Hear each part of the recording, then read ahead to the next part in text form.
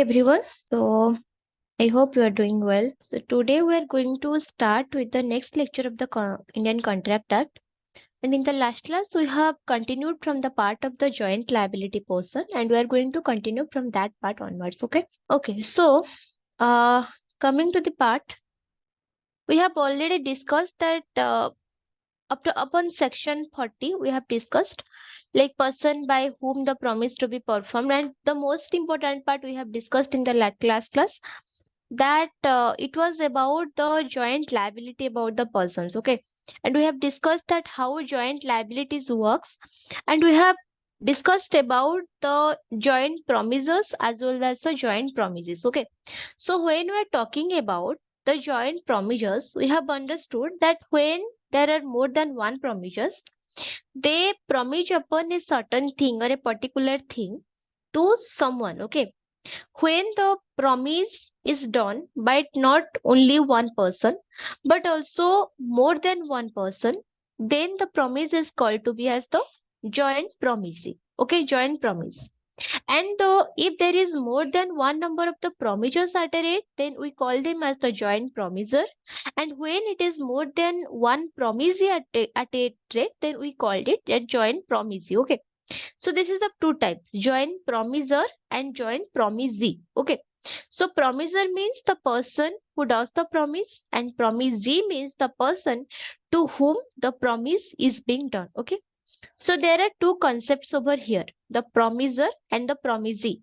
Promiser is the person who does the promise. Promisee is the person to whom the promise is being done. So when we're talking about the joint promisers, then there are more than one persons who make the promise. And when we're talking about the joint promisee, that means there are more than one person to whom the promise has been done. Okay. So we have already discussed what are the liabilities of the joint promisers, what are the liability of the joint promisee. Okay.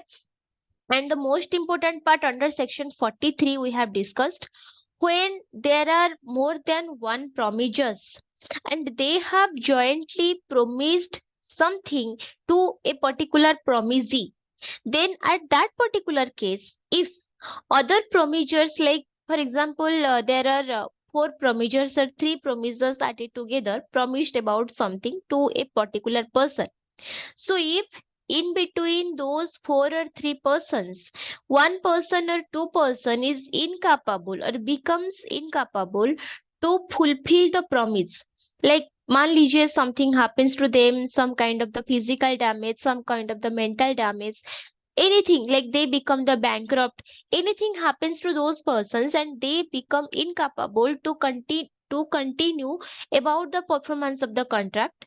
So in that case, even if the other two persons are unable to fulfill the contract, the rest two persons are liable. It is mandatory for them to fulfill the nature of the contract by themselves. And we have also taken an example of A, B, C, and D, where I have made you understood that if there are four persons A, B, C, and D have jointly promised to E, a fifth person, to pay the amount of the 4,000 of the rupees, then what is the each individual's portion? That is 1,000 per head. Like if A, B, C, and D, four of the persons together promises to pay E the amount of the 4,000 rupees, then at in individual portion, A is liable to pay 1,000, B is liable to pay 1,000, C is liable to pay 1,000, and D is liable to pay 1,000. But at a certain situation, if A and B becomes bankrupt, A and B becomes mentally disabled, or due to certain thing, they don't have money to pay the amount of the 1,000 rupees to E, then the whole amount, the 4,000 of the rupees, will be divided in between C and D only. And here C and D are mandatory, are liable, or responsible to pay each of 2,000 of the rupees. Okay. मगर मतलब अगर चार लोगों ने वादा किया है, अगर दो लोगों का कुछ भी दिक्कत की वजह से उन लोगों ने नहीं दे पा रहे हैं, तो बाकी का जो अमाउंट है ना, वो बाकी दो लोगों को पे करना ही पड़ेगा, and that is as per the rule. So here we have understood under the joint promisor, okay, that if something is promised jointly, if your party or another parties are unable to perform the contract, then the remaining party are mandatory for them. The remaining party are responsible or liable to fulfill the nature of the contract as per the requirement. Okay, clear? And we have also understood about the effect of release of the one joint promisor. Okay, so under that we have what we have understood, when one of the promisor is getting released, that means he is released from the responsibility to the promisee, but not to the other promisor itself. Got it? Okay, so under section 44, there is the explanation about the effect of release of the one joint promisor. Okay, so when we're talking about the release of one joint promisor, we have already discussed like the joint promisors are the person who gives the promise jointly or together. Okay, so when we're talking about the effect of release of one joint promisor, what does it mean?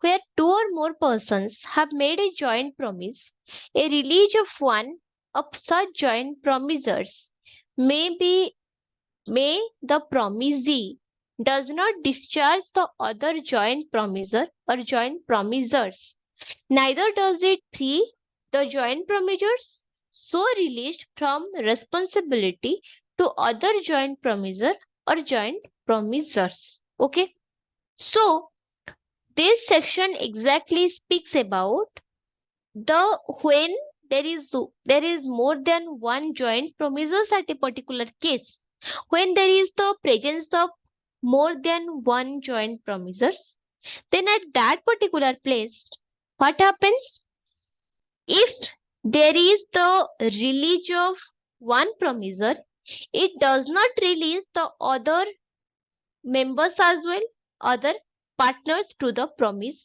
as well. Okay, that means if I am promising to pay you 2000 of the rupees, and there is also my another friend who is she is also my friend, and she is also offering you, okay, okay, fine, i will I will also pay you the amount of 2000 of the rupees. Okay, so here from both of you together, okay, from here, when you told me that you are going to pay me 2000 of the rupees, and there is the another person, another girl, that person is also telling me she also wants to pay me 2000 of the rupees. Okay, so here this is called the joint promise, where more than one person promises about something jointly. Okay, so under section 44, when there is the presence of more than one promisers, it is said that the release of one particular promiser is not releasing the other promisers from that particular responsibility or from the performance of that particular contract. That means if there are more than one promisers, then if one of the promiser is getting released from the performance of the duty, it is believed that the other promisers have the equal responsibility as it is, and it does not end the contract, either it doesn't restricts the party to perform the contract. Okay, and we have already understood this. Okay, so when we're talking about the release of the joint promisor, then we also know one thing, the parties of the joint promisor, the parties of the joint promisors, the partners to a particular promise, they have their particular responsibilities as well. That means if A, B, C, and D has promised E to pay the particular amount, and A and B are incapable to pay that amount at that particular point of time due to certain urgency or emergency or certain kind of the event, A and B are unable to pay the payment, and in their place Who are paying the payment? C and D are doing the payment. Okay, got it? So here, even if A and B are released from the responsibility from the performance of the contract to another parties, that means to the promisee, they are not released from the responsibility to their other promisers. Okay, that means A and B are released from their responsibility to perform the contract, but A and B are not released from the responsibility to perform the contract to C and D. That means here the two persons C and D, they both have paid the whole amount. Okay, where they were supposed to pay the 1000 amount of the rupees, they have paid the amount of the 2000 of the rupees. Okay, so यहाँ पे when A and B are unable to perform the particular nature of the contract jointly, that means C and D, when they are performing the contract, they have the equal right upon A and B to make them or to ask them for the performance of the contract. That means here A and B, these two person, okay, A and B with whom? B and C performing the contract. मान लीजिए C and D they perform their contract. So यहाँ पे A and B, these two persons, even if they have not performed the contract particularly, even if उन दोनों ने सही तरीके से सही अंदाजा से अपना परफॉर्मेंस ऑफ द कॉन्ट्रैक्ट ठीक से नहीं किया, ओके, और you didn't even do your contract, but you are bound to pay the amount you have promised to whom? To C and D.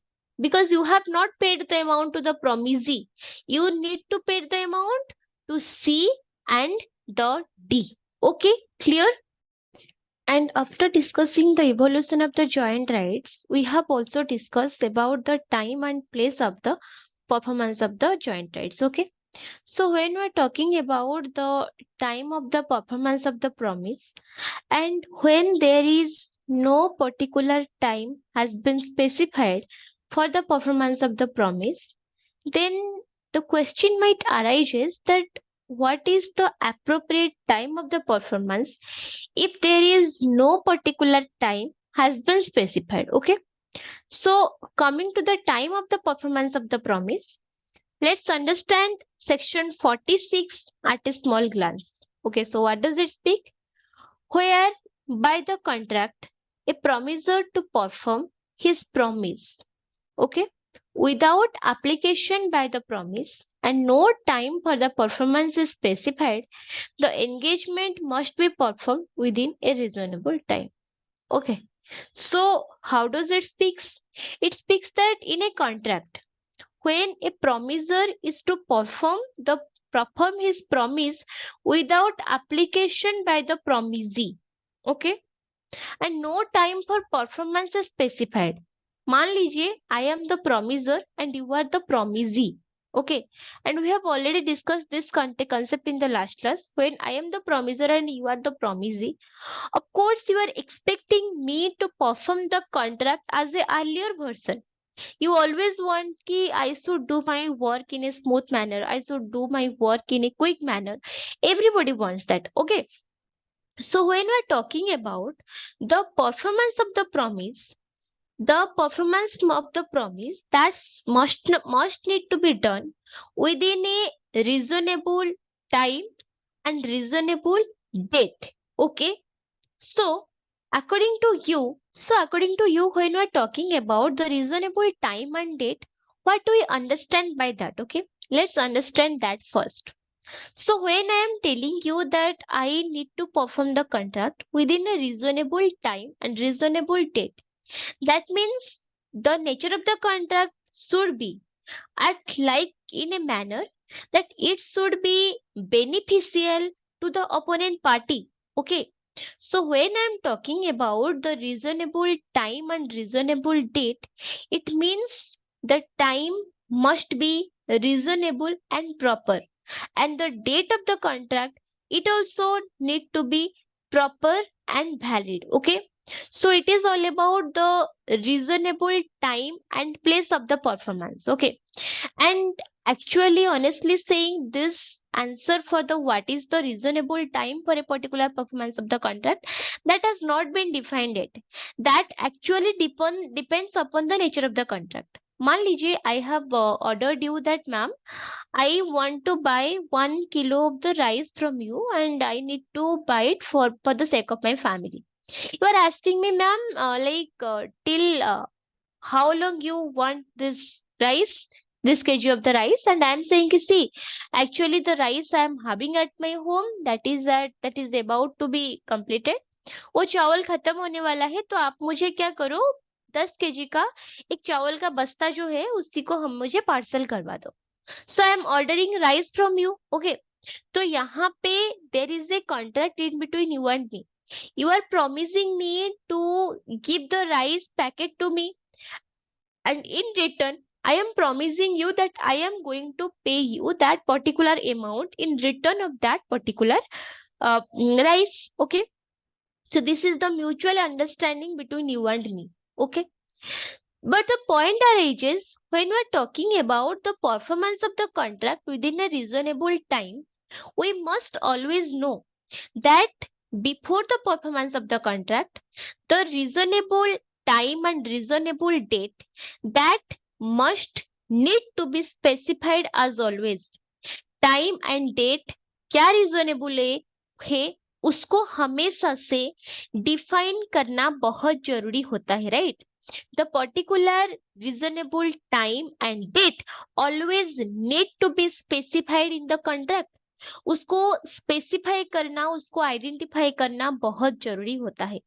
But in certain situation when that is not happening, when the time and date of the contract is not been explained, contract बनाया गया है but उसी में ऐसा कुछ भी mention नहीं है कि किस टाइम तक उसको करना चाहिए, किस डेट तक करना चाहिए, देन व्हाट हैपेंस. जैसे कि I give you an example कि I ordered the 10 kg of the rice from you. मेरे को 10 kg चावल चाहिए, मैंने आपसे ऑर्डर कर लिया. Okay. But when the point arises कि आपने मुझे बोलेंगे कि ठीक है मैम, मैं आपको अपना आपका जो भी ऑर्डर है वो डिलीवरी करवा देती हूँ, एंड आप अपना हिसाब से you should give your payment. Okay. तो ठीक है, यहाँ पे मैं आपसे 10 kg का चावल लूंगी एंड उसके बदले I will be paying you. This is the reciprocal promise. यहाँ पे चावल के बदले मैं आपको क्या दे रही हूँ as an consideration, I am paying you the money. Okay. So when there is no particular time and place for the performance of the contract, अगर आपने मेरे साथ जो कॉन्ट्रैक्ट बनाया है उसी में ऐसा कुछ मेंशन नहीं किया है कि आपका चावल जो है कौन सा लोकेशन पे भेजना है, एंड दूसरा चीज आपने ये स्पेसिफाई नहीं किया कि अगर आपको मेरे को चावल भेजना है तो कितना दिन के अंदर भेजना है, what is the particular duration of the time period I need to perform my contract. Okay, that is the most important thing. So when this question arises कि कितने वक्त के अंदर मेरे को अपना कॉन्ट्रैक्ट परफॉर्म करना बहुत जरूरी है, या फिर कितने टाइम के अंदर मेरे को अपना कॉन्ट्रैक्ट का परफॉर्मेंस करनी है, then there is no specified time and date has been defined over here. But genuinely, अगर आप मेरे को मान लीजिए today we signed enter into the contract, that is 3rd of the August 2024, but just imagine, just take an example of a situation that there is the time period of 2 months, 3 months, 4 months, but still you have not delivered your goods to me. So here, should I continue waiting for the delivery of the product? Can I sue in the court of the law against your non-performance of the contract? Answer is yes, because it was just the 10 kg of the rice जो कि आप मुझे immediately maximum to maximum 5 दिन, 10 दिन, 15 दिन, एक महीने के अंदर आप मुझे डिलीवरी करवा सकते थे. I know that, but instead of doing that you knowingly did the delay. आपने जानबूझ के उसी को डिले किया हुआ है, अपना सही टाइम पे आपने अपना कॉन्ट्रैक्ट परफॉर्म नहीं किया है. So the time when you are giving me this packet, for example, you are giving me after 6 months or 7 months, is it a particular time to give?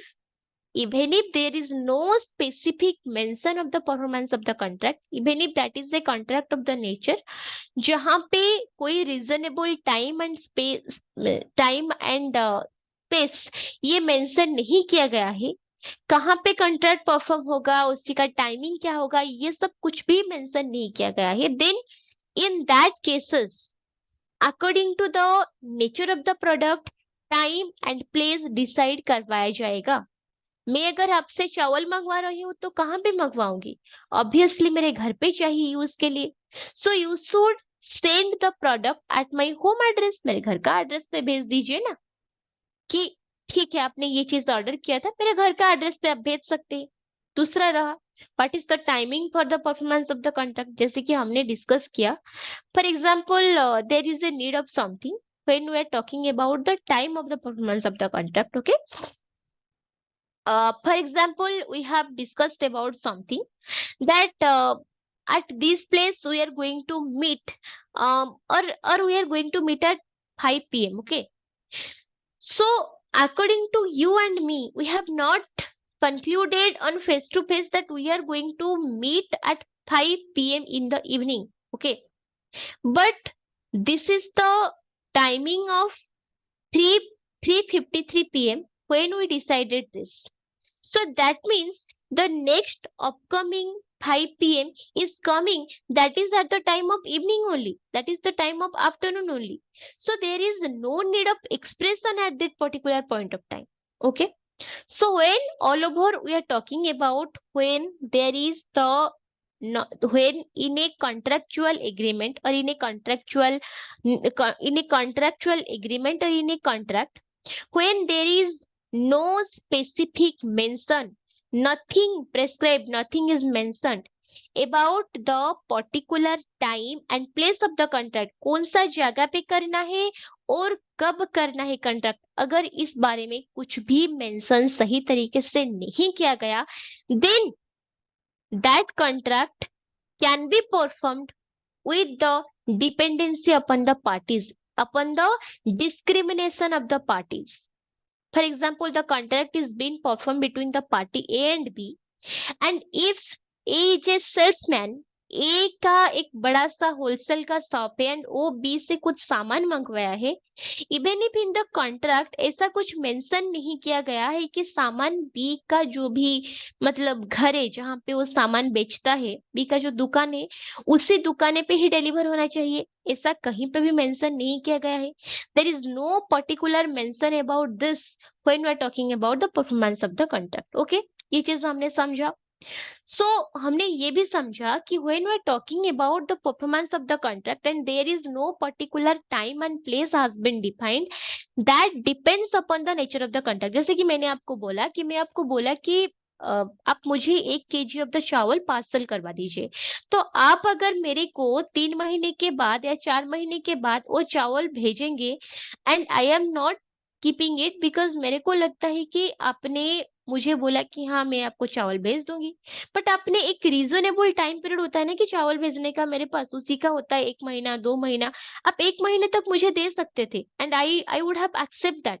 But when the time passes, जब देर हो रहा है, आप जानबूझ के उस चीज पे डिले कर रहे हैं, आप मुझको नहीं दे रहे, then in that case what can I do?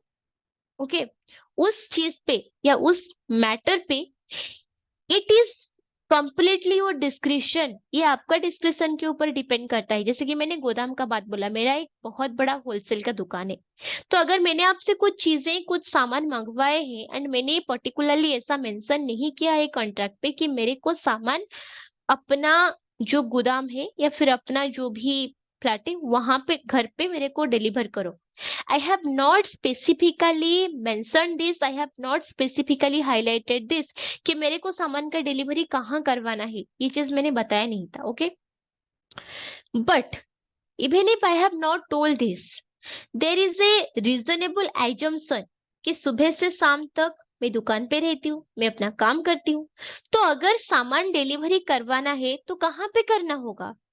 हमको उस पर्टिकुलर स्पेस पे सामान डिलीवरी करना है जहां पे सामान के साथ कुछ ना कुछ चीजें जुड़ी हुई है, या फिर the person who is the promisor has done the promise.